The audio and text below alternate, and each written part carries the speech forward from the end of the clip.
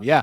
So how does your faith, how does it shape your political views? I know you're part of the Libertarian Party. Some people kind of view that as a contradiction. I don't, because I think there's terrible people in all the political parties. But how has your faith shaped your views?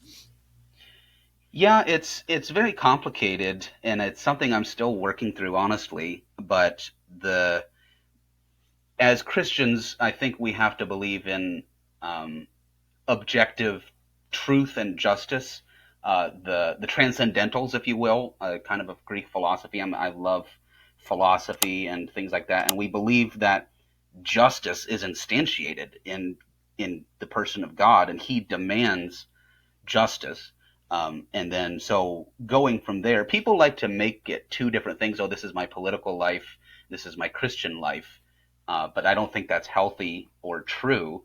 And people are tended to think that because, like, oh, I would never make a law that says everyone should be a Christian. And so they think that means they're two different things. But it's like, no, I think that's in keeping with God's character. I never read once in the Bible where we're using the sword to convert. And so I think God demands certain things of justice, of a just society, and we should carry that out. And I think libertarianism is the best um, instantiation of that, specifically dominion, right? And I think this is something that Christianity, there's a feminine side of Christianity, certainly, and there always has been. The Romans criticized Christians for having too many women and slaves and things, and obviously Christ was very humble and compassionate, and the church is the bride in the relationship, so we can't shy away from that. But there's masculine parts too, and I think if we want to draw in men and boys to the church, we need to talk more about dominion.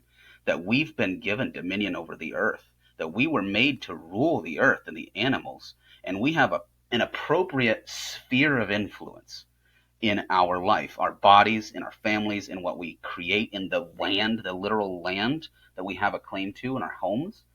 And and as you lean more into that, I don't think you read the Bible and you have to come out, a strict libertarian. I think you can interpret a lot of ways, or especially if you don't think about it very much. I don't think you have to be a libertarian to be a good Christian, certainly.